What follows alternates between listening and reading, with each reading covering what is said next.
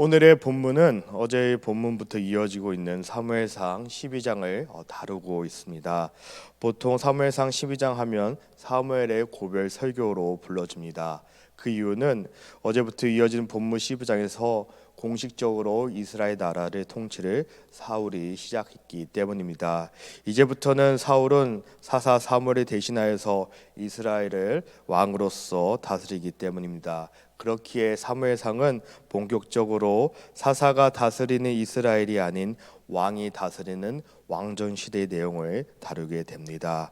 이스라엘 백성들은 지금 사울 왕이 암몬과의 전쟁을 승리로 이끈 것을 보고 왕을 통하여 나라의 안위가 지켜질 것을 생각하고 크게 기뻐하고 있습니다. 백성들이 이렇게 기쁨에 들떠있을 때 사무엘은 백성들 앞에서 사서로서 마지막 설교를 하고 있습니다. 먼저 사무엘은 백성들에게 하나님의 어떤 분이신지 다시 한번 상기시키십니다.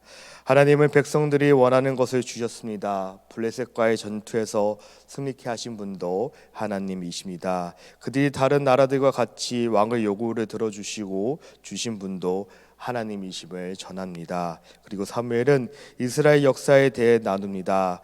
과거 이스라엘의 초대급 사건에 대해서 전합니다. 이스라엘은 애굽에서 종살이를 하였습니다. 그들은 하나님의 크신 은혜로 애굽의 압제로부터 해방되어 구원을 누리게 된 사실을 다시 한번 강조하고 있습니다. 누가 그들을 건졌는지 구했는지 깨우치게 하기 위함이다. 하나님만이 진정한 왕이심을 증언하고 있습니다. 사무엘은 이스라엘이 이방 나라에게 압제당한 원인은 하나님을 버리고 바알 등 울방의 우상을 섬기는 범죄를 저질렀기 때문이라고 합니다. 그런데 이스라엘 백성들은 패배의 원인이 이방의 다른 나라들과 같이 강력한 왕이 이끄는 군대가 없었기 때문이라고 생각합니다. 그렇기에 이스라엘 백성들이 하나님께 왕정을 요구하는 것입니다. 하나님은 이스라엘 백성들이 요구하는 대로 왕을 허락하였고 사울을 왕으로 세우셨습니다. 이제 하나님께서는 세우신 왕에게 백성들이 순종해야 하는 것을 말합니다. 왜냐하면 하나님이 허락하셨기에 세운 바는 왕이기 때문입니다. 하나님을 경외하는 마음으로 왕에게 순종하지 않으면 그들의 조상들이 이미 경험했듯이 하나님의 진노가 임하게 될 것을 경고하고 있습니다. 그리고 오늘 본문 16절에 다음과 같이 말합니다. 너는 이제 가만히 서서 여호와께서 너의 목전에 행하신 이 큰 일을 보라 라고 합니다. 이 말은 모세가 홍해 앞에서 애굽의 군대들이 쫓아오는 것을 두려운 가운데 떨고 있는 이스라엘 백성들이 향해 선포하였습니다. 하나님께서는 홍해를 가르셨고 이스라엘 백성들을 건너게 하신 후 애굽 군대를 다 덮으셨습니다. 이 말에 너희는 가만히 서서는 하나님이 이루실 구원을 지켜보라는 의미를 가지고 있습니다.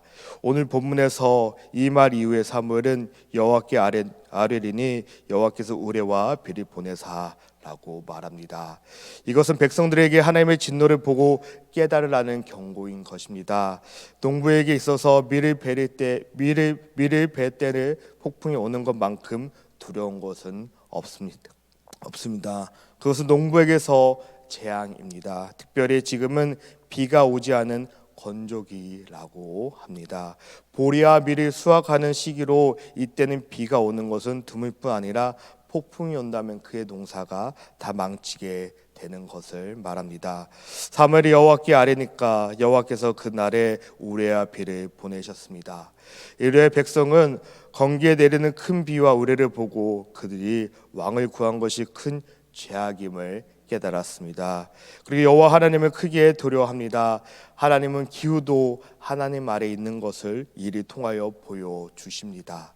하나님이 어떠한 분이신지 백성들이 깨닫게 하십니다. 이런 하나님을 대신하고 이스라엘 백성들이 다른 나라처럼 왕을 구한 것이 얼마나 큰 죄악인지 이 건기에 내리는 비와 우레성을 통해 깊이 깨닫게 되는 것입니다. 그들은 이제서야 알았습니다. 자신들이 어떤 일을 저질렀는지 알게 된 것 같습니다. 분명히 조상대대로 하나님이 어떠한 일을 하셨는지 들었습니다.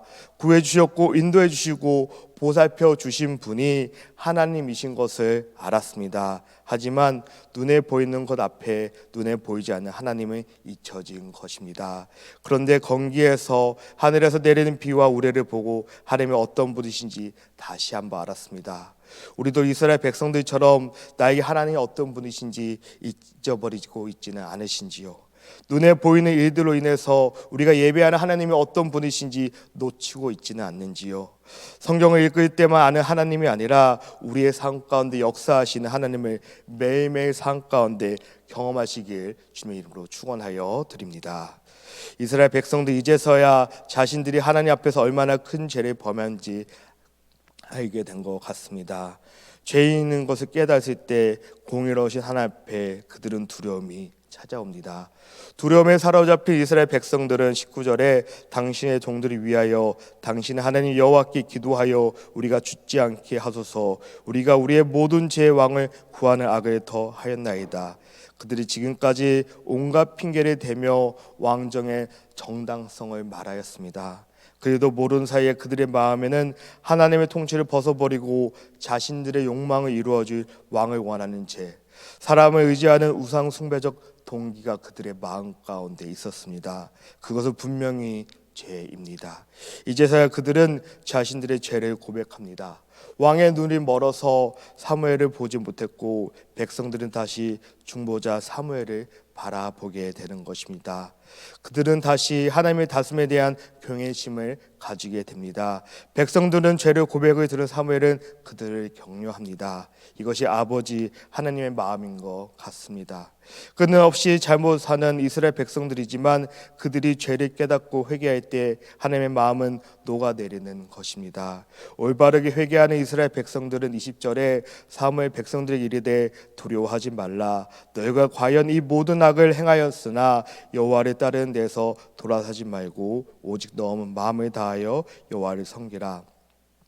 목자의 마음으로 격려하고 위로합니다. 이에 제 자리에서 하나님을 따르고 온 마음을 다하여 여호와의 섬기는 자리로 나아가는 것입니다. 예배의 자리로 나아가는 것입니다. 기도의 자리로 나아가는 것입니다. 그리고 우리가 요구한 것이 아무리 대단해 보여도 너희를 요구하였던 왕도 너희를 구원해 주지 못한다는 것을 말하고 있습니다. 이제 이스라엘은 사사의 시대에 막을 내립니다. 왕과 선지자의 역할이 어떻게 나누어지는지에 대해서 23절을 통해서 알 수 있습니다.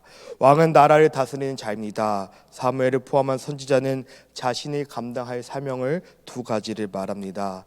23절에 나는 너희를 위하여 기도하기를 쉬는 죄를 여호와 앞에서 결탄코 범하지 아니하고 선하고 위로우신 길을 너에게 가르칠 것인즉 선지자로서 먼저 기도하기를 쉬는 죄를 범하지 않겠다고 하는 것입니다. 사무엘의 기도에 쉬는 것을 죄라고 합니다. 사무엘은 자신이 하나님과 이스라엘 백성의 중지자이기 때문에 그들을 위해서 기도에 쉬는 죄를 범하지 않겠다고 말합니다. 그의 사명은 백성을 위해 기도하는 것이고 그것이 얼마나 중요한 것인지 알고 있었기 때문입니다. 이스라엘 백성들이 이전처럼 헛된 우상을 쫓지 않고 위대하신 하나님 한 분만을 섬기도록 중보 기도하는 것이 자신이 감당해야 될 사명이라고 믿었기 때문입니다. 사무엘은 왕의 이스라엘을 다스리지만 중보 기도가 얼마나 중요한지 분명히 알고 있었습니다. 그리고 또 다른 사명은 선하고 의로운 길을 너희에게 가르칠 것인즉이라고 합니다. 선하고 의로운 도 여호와의 율법을 말하는 것입니다. 하나님의 백성들이 여호와의 율법을 잘 지킬 수 있도록 가르치는 것입니다. 이렇게 사무엘은 끝까지 충성을 다하는 신실한 사명자의 모습을 보여주고 있는 것입니다. 하나님의 사명 맡은 자에게 구할 것은 믿음과 충성뿐입니다. 우리도 하나님께서 주신 사명을 끝까지 잘 감당하였으면 좋겠습니다. 사무엘은 마지막으로 여호와께서 이스라엘 백성 위에 행하신 일을 잊지 말라고 강조합니다. 만약에 잊어버리고 악을 저진다면 백성도 왕도 다 함께 멸할 것이라고 경고합니다. 이제는 하나님께서 세우신 왕을 잘 섬기고 듣고 순종해야 한다고 말하고 있습니다. 누가 왕을 요구하였습니까? 백성들이 하나님께 요구하였습니다. 하나님께서 허락하셨습니다. 이제 죄를 깨닫고 회개한 백성이 해야 할 일은 하나님을 신실하게 섬기며 경외하고 그분의 말씀에 순종하는 것이고 세운 왕을 잘 따르는 것입니다. 백성이 이 일을 신실하게 한다면 하나님은 그들을 끝까지 버리지 않으시고 이스라엘을 하나님의 거룩한 나라로 세워 나갈 것입니다.